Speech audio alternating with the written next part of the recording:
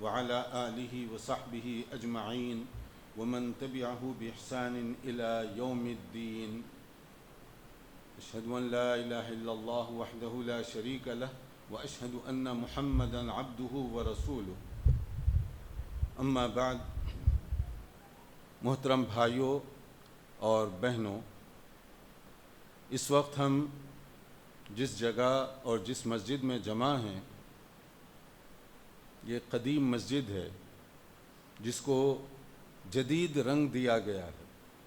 قطب شاہی مسجد اس کے بورڈ پر آپ دیکھ سکتے ہیں، اور قطب شاہی دور یہ پہلے کا دور ہے. تو یہ سائن بورڈ بتا رہا ہے کہ یہ مسجد بہت قدیم ہے، مگر اس کو نئے انداز اور نئے طریقے سے پیش کیا گیا ہے. اس میں جن لوگوں نے بھی پہلے جو بھی تعاون کیا اور اب جنہوں نے جو بھی تعاون کیا اور جن کی جو بھی ذمہ داریاں تھیں انہوں نے اس کو جس طرح سے انجام دیں، اور خاص طور پر ہمارے بزرگ چچا محمود صاحب، انہوں نے جو محنت کی اس سلسلے میں اللہ تعالیٰ ان کی محنتوں کو قبول فرمائے، اور انہوں سبھی لوگوں کو جو کسی نہ کسی طرح سے اس میں حصے دار بنے ہوں، چاہے ہم ان کے نام جانتے ہوں یا نہ جانتے ہوں، لیکن اللہ کے علم میں وہ سب باتیں ہیں، تو یہ ان کے لیے صدقہ جاریہ ہے. ان کی ٹیم، ان کے رفقاء اور ان کے ساتھ جو اس مسجد کی انتظامیہ ہے، وہ سب کی محنتوں اور کاوشوں کا یہ ثمرہ ہے. اللہ قبول فرمائے. مجھے بہت پہلے یہاں آ جانا چاہیے تھا. ہمارے بھائی شعیب صاحب نے اس سے پہلے بھی مجھے تذکرہ کیا، لیکن میری اپنی کچھ ایسی مصروفیات تھیں کہ میں اس کو تھوڑا سا مؤخر کرتا گیا، اور خاص طور پر جس چیز کی دل میں زیادہ جگہ ہوتی ہے اس کے لیے بہت جلدی پروگرام بنانا مشکل ہوتا ہے، اس خیال سے کہ لوگ اس کو مائنڈ نہیں کریں گے اور وقت دے دیں گے. اس وقت الحمدللہ یہ مسجد اور اس کے سامنے جو مرکز اس کے اوپر ہے، یہ آپ بھائیوں کی بہنوں کی کوششوں کا ایک بہترین نمونہ ہے.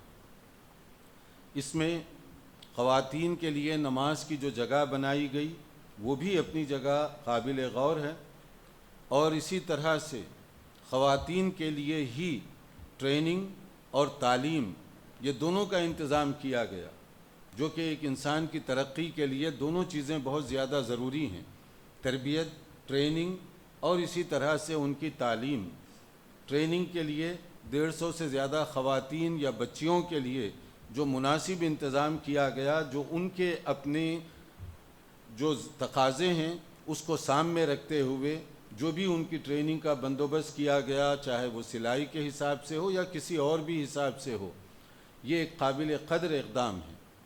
اور ایسے ہی ان کی تعلیم کا جو بندوبست کیا گیا اور اس سلسلے میں جو بھی عمارت وغیرہ تعمیر کی گئی، اور جس کا یہ اصل میں افتتاحی پروگرام ہے، لیکن جب ہم یہاں نماز پڑھ چکے تو افتتاح تو ہو ہی گیا اس کا نماز کے ذریعے سے الحمدللہ، اور اس کے بعد میں تلاوت وغیرہ ہوئی تو افتتاح پلس ہو گیا. تو اس لیے مسجد کا افتتاح نمازوں کے ساتھ ہوتا ہے، جو کہ ہو گیا الحمدللہ. لیکن یہ قابل قدر کیوں ہیں کوششیں، اور یہاں کے جو لوگ، یہاں کے جو بزرگ، یہاں کے جو نوجوان اور یہاں کی جو خواتین ہیں، وہ اس کو اس حیثیت سے دیکھیں کہ یہ ان کا اپنا سینٹر ہے، یہ ان کا اپنا روحانی مرکز ہے، یہ ان کے تعلیم کا ایک بہت بڑا سینٹر ہے. اور میں دعا کرتا ہوں کہ اللہ تعالیٰ اس کو رشد و ہدایت کا ایک بہت بڑا مرکز بنائے. اس لیے کہ اس وقت شہر کے اندر اور شہر کے باہر بھی، کرناٹک کوئی دور نہیں ہے آپ سے، تمل ناڈو کوئی دور نہیں ہے، لیکن ایک مختلف شہروں میں یہ عجیب سی کارروائی ہے کہ خواتین کو مسجد میں آنے سے ہم روکیں گے. حدیث کیا کہتی ہے؟ رسول اللہ صلی اللہ علیہ وسلم نے ارشاد فرمایا، اور آپ نے آتے ہوئے بورڈ پڑھا ہوگا، مسجد قطب شاہی اہل السنہ والجماعہ. اہل سنت کا مطلب کیا ہوتا ہے؟ یعنی وہ لوگ جو سنت کو فالو کرنے والے ہیں. بعد میں لوگ کسی اور مقصد کے لیے یہ لفظ استعمال کرنے لگ گئے، مگر حقیقت میں جب اہل سنت والجماعت کہتے ہیں تو اس کا مطلب یہ ہوتا ہے کہ وہ لوگ جو سنت کے قریب ہیں، وہ لوگ جو سنت کے مطابق زندگی بسر کرنا چاہتے ہیں، وہ لوگ جو سنت کے تقاضوں پر فٹ ہونا چاہتے ہیں. یہ مسجد گویا کہ اپنے دروازے پر لکھ کر لگائی ہے کہ اس کا داخلہ سب کے لیے کھلا ہوا ہے، جو آنا چاہے، جو نماز پڑھنا چاہے، جو یہاں تعلیم پانا چاہے، ان کے لیے کھلا ہوا ہے۔ مگر اس میں جو ایک بات خواتین کے بارے میں رسول اکرم صلی اللہ علیہ وسلم نے ارشاد فرمایا، لا تمنعوا اماء اللہ مساجد اللہ، صحیح بخاری کے یہ الفاظ ہیں، اللہ کی بندیوں کو مسجد میں آنے سے منع مت کرو۔ اور اگر ہم کہیں کہ ہم روکیں گے تو پھر یہ سنت ہوئی یا حدیث پر عمل کرنا ہوا، جو بہت سارے شہروں میں یا بہت سارے علاقوں میں یہ اس طرح کی بات کی جاتی ہے۔ تو گویا مسجد کے ذمہ داروں نے یہ بتایا کہ ہم سنت یعنی رسول اکرم صلی اللہ علیہ وسلم کے طور طریقے کے مطابق عمل کریں گے، اور نیا حصہ تعمیر کر کے گویا یہ ثبوت دیا کہ یہاں خواتین کے لیے بھی پورا انتظام ہوگا، تعلیم کا بھی انتظام ہوگا، ٹریننگ کا بھی انتظام ہوگا، نمازوں کا بھی انتظام ہوگا۔ نمازوں کے سلسلے میں عہد نبوی صلی اللہ علیہ وسلم اس دور میں کیا ہوتا تھا؟ کیا مسجد نبوی میں خواتین نہیں آتی تھیں؟ خواتین کے لیے گنجائش تھی، وہ آیا کرتی تھیں۔ ان کے لیے کچھ آداب بتائے گئے تھے کہ مسجد میں آئیں تو سیدھی سادھی حالت میں آئیں، پرفیوم وغیرہ خوشبو اس کا استعمال کیے بغیر آئیں، مگر مسجد میں آنے سے منع نہیں کیا گیا تھا، کیونکہ اگر مسجد میں آنے سے ان کو روک دیں گے تو وہ دین کیسے سیکھیں گی؟ اور اگر مسجد میں آنے سے روک دیں گے تو آپ چاہتے ہیں کہ وہ بچوں کی تربیت کریں اور بچوں کو وہ نیک سے نیک بنائیں، لیکن آپ نے تو ان کے دروازے بند کر رکھے ہیں، اور وہ مسجد میں نہیں آئیں گی تو پھر انہیں کیا پتہ ہوگا کہ ہمیں کیا کرنا چاہیے؟ اور پھر مسجد کے دروازے آپ نے بند کیا۔ اس لیے بھی میں خاص طور پر اس مسجد کی ذمہ داروں کو مبارکباد دینا چاہتا ہوں کہ آج کا جو دن ہے اس مبارک کام کے لیے انہوں نے منتخب کیا 31 دسمبر، اور یہ 31 دسمبر کیا ہے؟ نیو ایئر نائٹ، یعنی 2021 ختم ہو رہا ہے اور 2022 شروع ہو رہا ہے۔ اس رات کو نیو ایئر نائٹ کے نام پر حیدرآباد میں یا دنیا کے مختلف علاقوں میں کیا کیا شیطانی حرکتیں نہیں ہوتی، شراب، شباب، عیش اور مستی کا کس طریقے سے مظاہرہ کیا جاتا ہے، اپنی دولت کو اپنے ہاتھوں سے کس طرح جلایا اور آگ لگایا جاتا ہے، فائر ورک، پٹاخے اور نہ جانے آتش بازی کے کون کون سے مظاہرے کرتے ہیں کہ ایک کنٹری دوسری کو شکست دینا چاہتی ہے اس سلسلے میں۔ تو اس مسجد کے لوگوں نے یہ بتایا کہ ہم شکست دیں گے دین کے اندر، ہم شکست دیں گے نیکی کے کاموں میں، ہم شکست دیں گے اللہ اور اس کے رسول کی ہدایات اور احکام کو لوگوں تک پہنچانے میں۔ یہ ایک بہت ہی مبارک کام ہے کہ ان جگہوں پر جہاں لوگ جا کر اپنی جوانی، عیش اور مستی کا مظاہرہ کرتے ہیں، عین اس موقع پر انہوں نے کہا آؤ رشد و ہدایت کے مرکز میں آؤ، یہاں تعلیم حاصل کرو، آؤ یہاں اپنے عقیدے کی اصلاح کرو، آؤ دین کی کچھ باتیں سیکھو۔ یہ کتنا مبارک اقدام ہے۔ اور ایسے چیلنج کے موقع پر جبکہ آپ اگر اسی سڑک سے گزر رہے ہوں آگے، تو آج کیک بانٹے جا رہے ہیں، کیک بنائے جا رہے ہیں، کیک تقسیم کیے جا رہے ہیں۔ کیا ہے یہ؟ کس کے نام پر یہ کیک بٹ رہے ہیں اور کون یہ کیک کاٹ رہا ہے؟ اور پھر یہ کیک کاٹ کر آپ کیا ثبوت دے رہے ہیں؟ یہیں پر آپ ذرا آگے چلے جائیے۔ ہیپی نیو ایئر، ہمارا نیو ایئر کب شروع ہوتا ہے؟ اور نیو ایئر کا طریقہ کیا ہے؟ ہجرت سے شروع ہوتا ہے، اور ہجرت کیا ہے؟ دین کی خاطر، عقیدے کی حفاظت کی خاطر جان، مال، وطن اور علاقہ، جس چیز کی ضرورت پیش آئے چھوڑنے کے لیے تیار ہو جاؤ۔ صحابہ کرام نے مکہ مکرمہ جو دنیا کی مقدس ترین سرزمین تھی، اپنے ایمان اور عقیدے کی حفاظت کے لیے مکہ چھوڑنا پڑا، چھوڑ دیا، گھر بار چھوڑنا پڑا، چھوڑ دیا، دھن دولت کی قربانی کرنی پڑی، کرنے پر آمادہ ہو گئے۔ آپ پڑھیے صحابہ اور صحابیات کے واقعات کو، کن نازک حالات میں اور کس طریقے سے انہوں نے ہجرت کی اور کن کن چیزوں کو اپنے پیچھے چھوڑا، جبکہ ہمیں کہا گیا المہاجر من ہجر ما نہى اللہ عنہ۔ صحیح بخاری کے الفاظ ہیں، مہاجر پہلا قدم یہ ہے کہ اللہ کی منع کردہ چیزوں کو چھوڑ دے۔ دھن دولت، پلاٹ، زمین، جائیداد، پراپرٹی، بینک بیلنس چھوڑنا یہ بات کی بات ہے۔ اگر اللہ کے دین کی خاطر، عقیدے کی حفاظت کی خاطر اگر ضرورت پیش آئے تو آپ کم سے کم اتنی تو تیاری کر لیں کہ حرام اور ناجائز چیزوں کو چھوڑ دیں گے۔ کیا بہت سارے ہمارے مسلمان نوجوان بھائی، نوجوان بہنیں، بیٹے اور بیٹیاں جو حیدرآباد کے مخصوص علاقوں میں جو خاص اسپاٹ بنائے گئے اور جہاں پولیس کا خصوصی طور پر اس وقت پہرا ہے کہ رنگ رلیوں میں کوئی ڈسٹرب نہ ہونے پائے، شراب اور اس کی دکانیں کھلی ہیں تاکہ کوئی یہ لینا چاہے تو اس کے لیے کوئی دشواری یا پریشانی نہ ہونے پائے، تو عین اس موقع پر ہم یہ حدیث کو جو صحیح بخاری کی ہے ذہن میں رکھیں کہ یہاں کہا یہ جا رہا ہے کہ ہجرت تو بعد میں، ہجرت کا پہلا قدم کم سے کم حرام اور ممنوع چیزوں کو تو چھوڑ دو، جو شریعت سے ٹکرانے والی ہو اس کو چھوڑ دو، اس لیے کہ ہمارا ایمان اس وقت تک مکمل نہیں ہو سکتا جب تک کہ ہم ممنوع چیزوں کو چھوڑنے کے لیے تیار نہ ہوں۔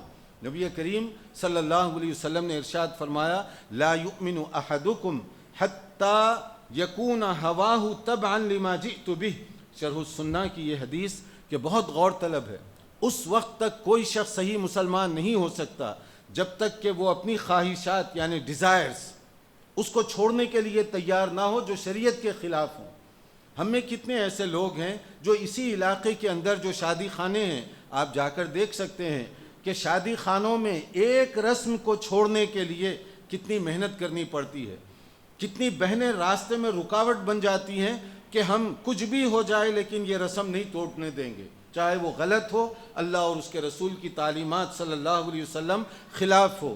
تو اس مسجد کے لوگوں نے ایک اور نمونہ قائم کیا جو مجھے بتایا گیا کہ اسی سینٹر میں جو ایک فلور خاص طور پر بنایا جا رہا ہے کہ وہاں پر یہ اگر لوگ شادی وغیرہ اور یا اس کے پروگرام رکھنا چاہیں تو یہیں پر وہ بھی انتظام کیا جا رہا ہے کہ آپ شادی کا یہاں پر انتظام کریں، لیکن جو مسجد میں آئے گا، جو مسجد کے ہال کو بک کروائے گا، دو خوشخبریاں انہوں نے سنائی۔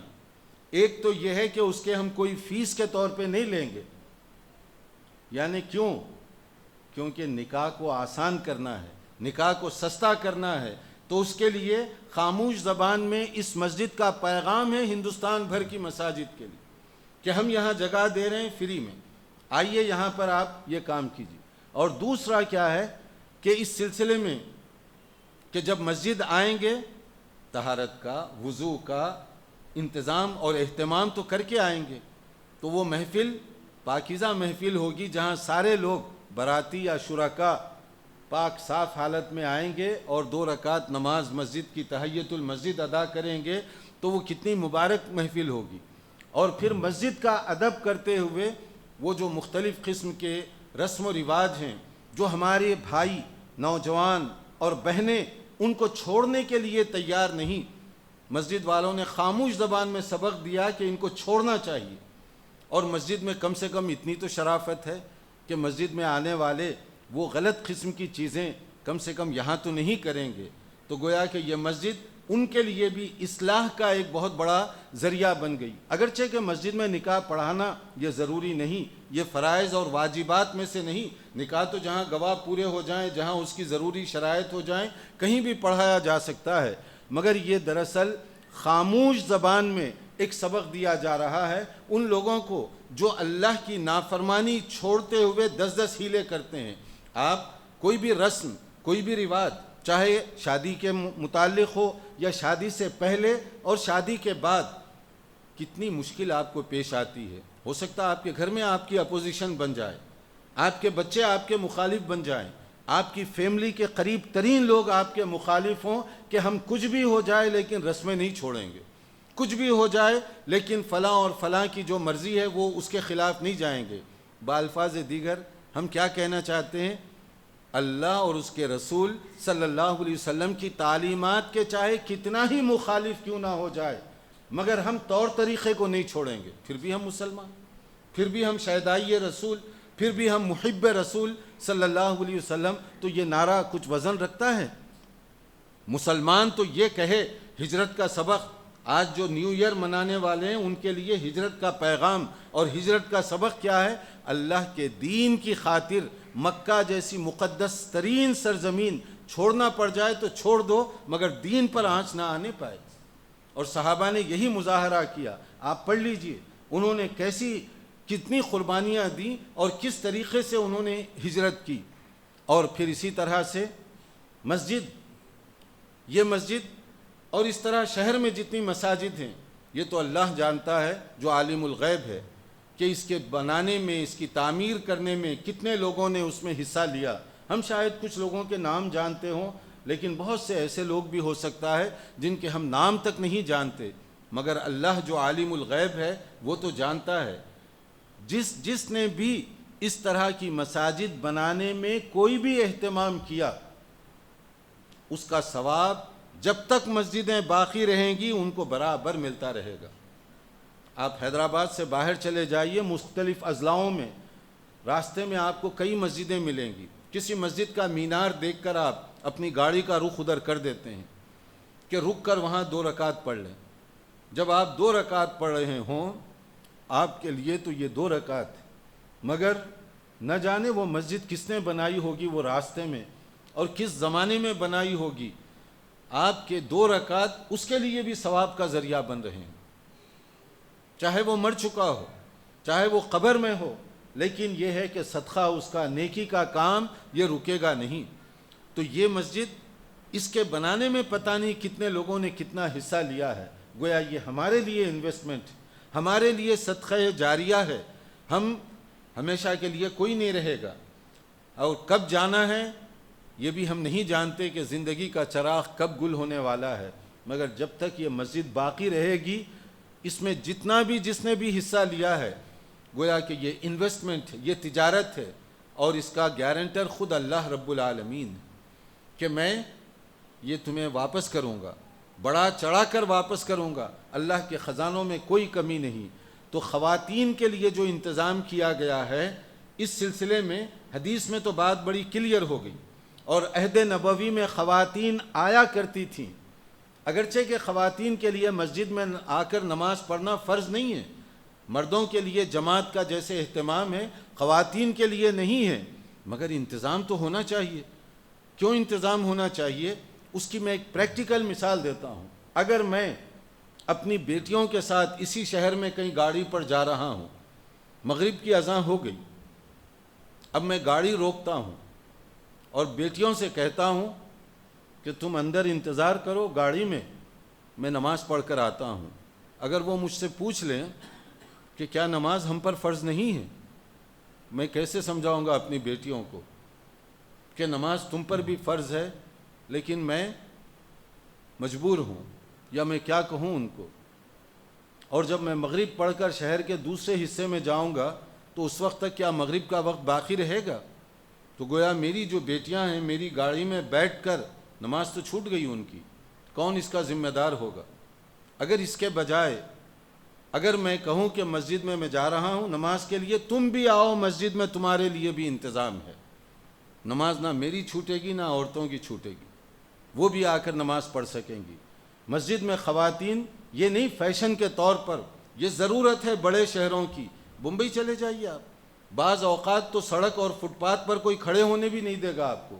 تو وہاں خواتین کیا کریں گی؟ کہاں نماز ادا کریں گی اور کیسے نماز ادا کریں گی؟ اب دیکھیے حکمت کیا ہے.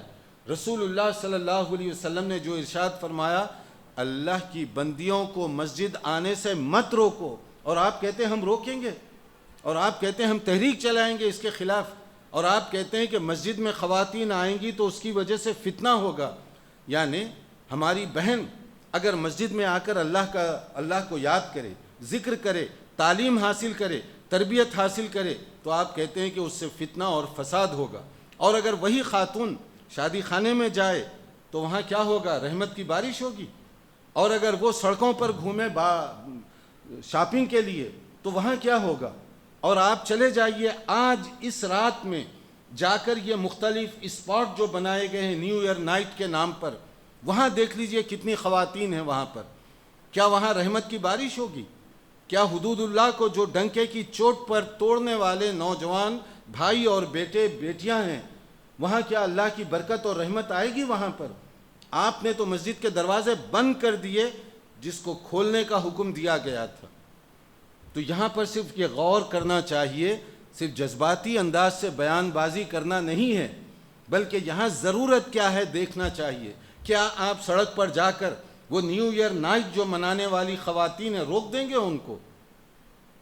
کیا یہاں درگاہیں اور خانقاہیں اور کتنی مزاریں ہیں جہاں عورتیں جا رہی ہیں؟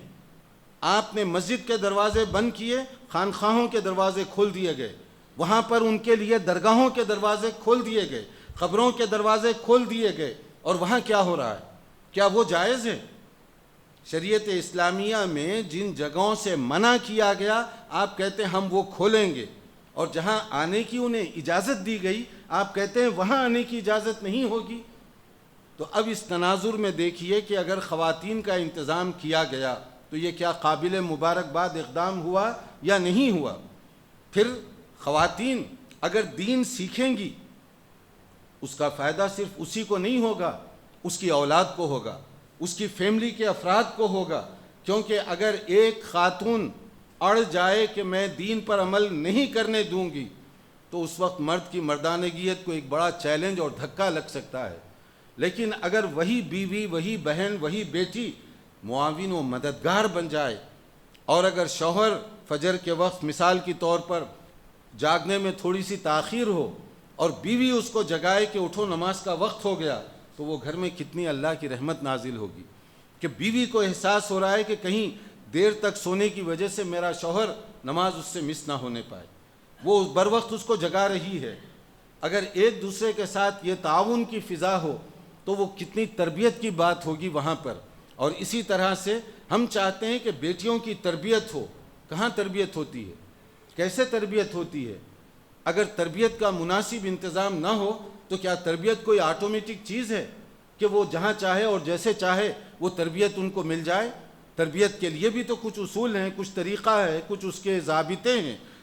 اور اسی طرح سے یہاں اور جو مختلف اچھے کام کرنے کا منصوبہ بنایا گیا ہے، اس میں میری ایک اس سلسلے میں گزارش ہے، اور چچا کے ساتھ تو ہماری ایک خاص تعلق داری بھی ہے، تو میں اور جو دوسرے ہمارے یہاں کے منتظمین ہیں اس سے بھی کہوں گا ہماری اس مسجد کے دروازے سب کے لیے کھلے رہنا چاہیے، حتیٰ کہ غیر مسلم بھی آئے، سننا چاہے کہ ہم کیا کہتے ہیں، تقریر کیا ہے، درس کیا ہے، خطبہ کیا ہے، غیر مسلموں کے لیے دین اسلام کیا پیغام دیتا ہے، تو ہمارے دروازے ان کے لیے بھی کھلے رہنے چاہیے کہ آؤ سنو دین کیا ہے۔ اگر ہم دین کے دروازے بند کر دیں گے اور چاہیں گے کہ غیر مسلم دین کو سیکھے، کیسے سیکھے گا وہ؟ جن مساجد میں، دنیا کی مختلف مساجد میں جہاں دروازے کھلے رکھے گئے، اس کا فائدہ آپ آئے دن مختلف جگہوں پر دیکھ سکتے ہیں، پڑھ سکتے ہیں۔ یورپ میں اور دوسرے علاقوں میں غیر مسلموں کے لیے دروازے کھلے کہ آپ آؤ، ہم نیچے بیٹھتے ہیں مسجد کے آداب کا خیال رکھتے ہوئے، ہمارا اپنا طور طریقہ ہے، مگر تمہیں ہم کرسیوں پر بٹھائیں گے، مسجد کے دروازے کھلے ہیں تمہارے لیے۔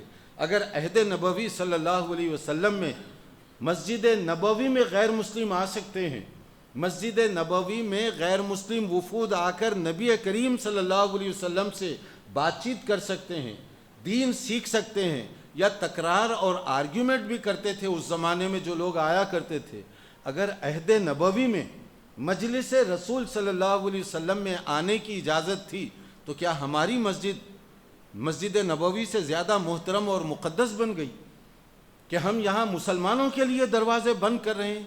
یہاں کتنی ایسی مساجد ہیں جہاں لوگ جاتے ہوئے بسا اوقات ڈرتے اور گھبراتے ہیں، جو آج کل مسلک کا جنگ اور اختلاف اور جھگڑا پیدا ہو گیا، اس کی وجہ سے لوگ ڈرتے ہیں کہ کہیں ایسا تو نہیں کہ ہم مسجد میں جائیں اور پھر ہمارے لیے کوئی پرابلم ہو جائے، مسجد میں جائیں اور ہمیں اس سے نکال دیا جائے۔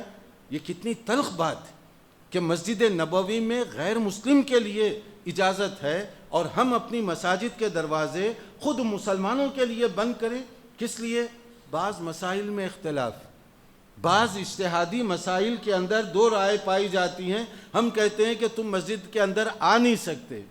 تو میں چاہوں گا کہ ہماری یہ جو مسجد ہے اس سلسلے میں بھی ایک بہت پیغام دینا چاہیے کہ مسجد غیر مسلموں کے لیے بھی، کیا معلوم آپ کی کوششوں کی وجہ سے کتنے لوگ دائرہ اسلام میں داخل ہو جائیں، اور کتنے ایسے واقعات ہیں کہ لوگوں نے صرف مسجد کو دیکھا اور مسجد میں مسلمانوں کی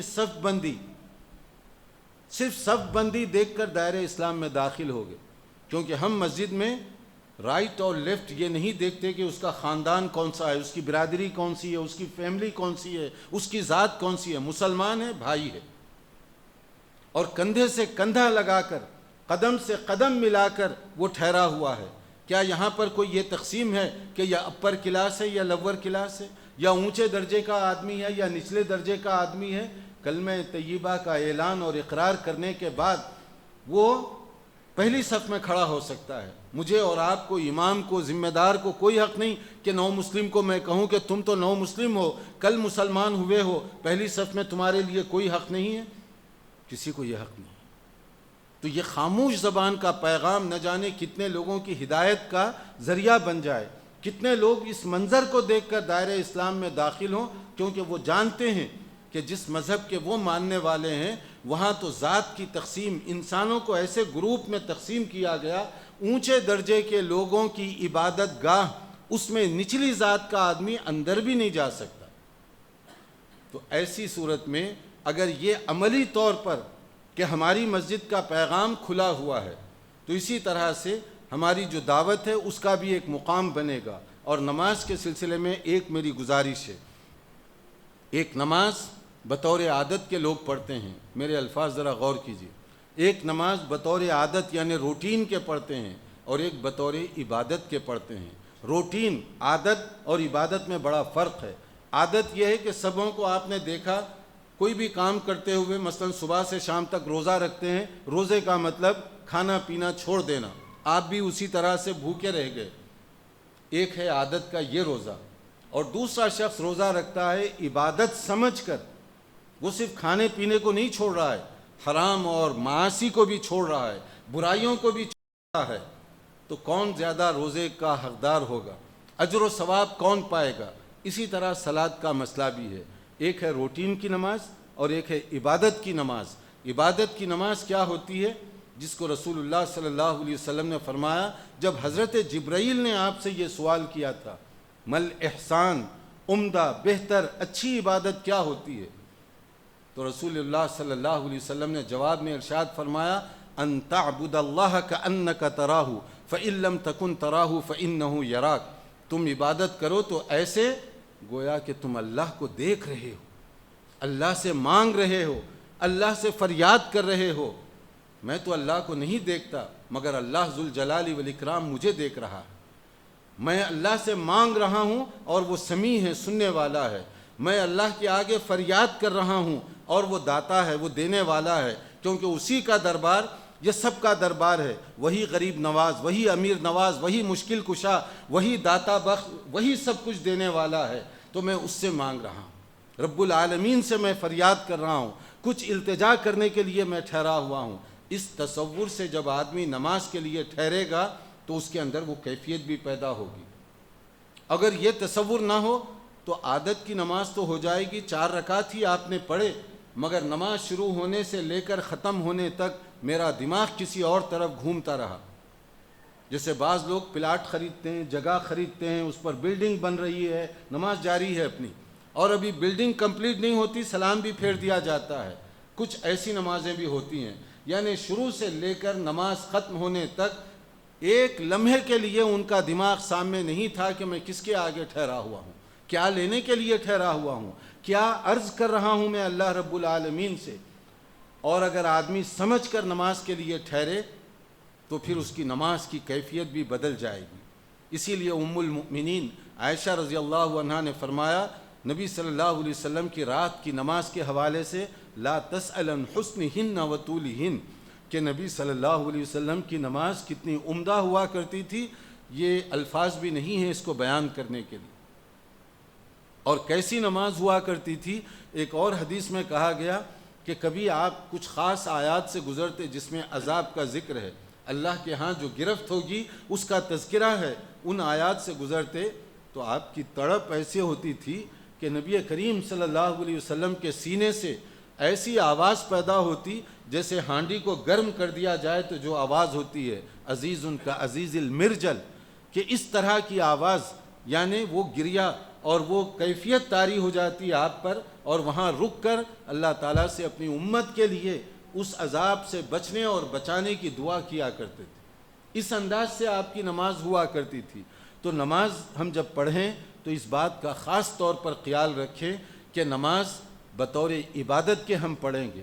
خشوع اور خضوع کی جو کیفیت ہے وہ ہم اپنی نمازوں میں کسی نہ کسی طرح پیدا کریں گے۔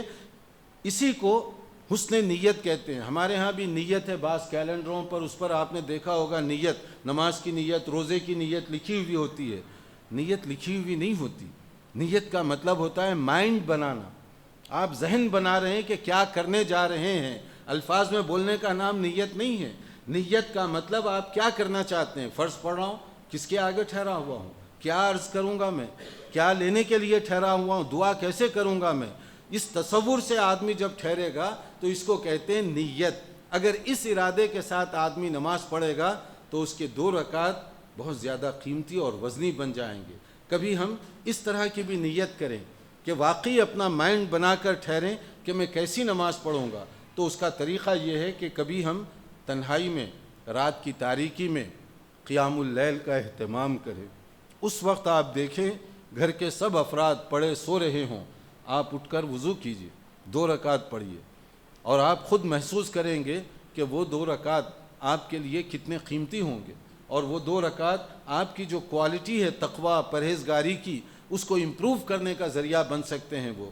کیونکہ جب تنہا آپ بیٹھے ہوئے ہیں مصلی پر، تنہا جب کھڑے ہوئے ہیں عبادت کے لیے، تو اس وقت یہ بات گویا کہ آپ کے اور رب العالمین کے درمیان ہوگی۔ تو ہماری نماز کے اندر وہ کیفیت اسی وقت بہتر ہو سکتی ہے جب کبھی ہم اس طرح کا بھی اہتمام کریں۔ ورنہ ایک بات ذہن میں رکھیں کہ نبی کریم صلی اللہ علیہ وسلم کی موجودگی میں ایک صاحب آئے اور انہوں نے نماز ادا کی اور آ کر نبی صلی اللہ علیہ وسلم کو سلام کیا۔ تو نبی صلی اللہ علیہ وسلم نے جواب دینے کے بعد کہا ارجع فصلی فإنک لم تصلی، جاؤ نماز پڑھو، تم نے نماز نہیں پڑھی۔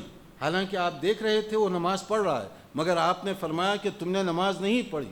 وہ گیا، دوبارہ اس نے نماز پڑھی، پھر سلام کیا، آپ نے جواب دے کر یہی لفظ کہا جاؤ نماز پڑھو، تم نے نماز نہیں پڑھی۔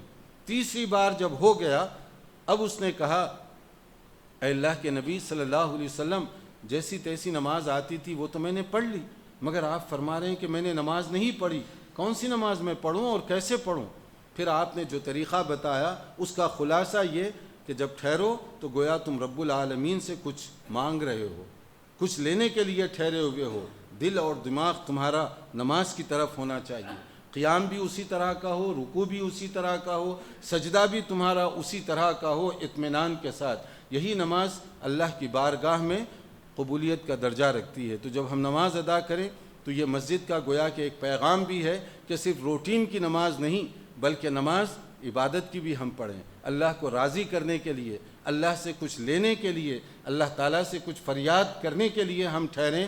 تو جن لوگوں نے بھی مسجد کے سلسلے میں جو بھی محنت کی، جو بھی کوشش کی، چاہے ڈائریکٹ یا انڈائریکٹ، جس طرح کی بھی کوشش کی، اللہ تعالیٰ ان تمام کی کوششوں کو قبول فرمائے اور اس مسجد کو رشد و ہدایت کا ذریعہ بنائے، اور اس مسجد کو فتنے، فساد، لڑائی، جھگڑوں کو ختم کرنے کا اللہ تعالیٰ ایک بہت بڑا سبب اور ذریعہ بنائے۔ وآخر دعوانا ان الحمد للہ رب العالمین۔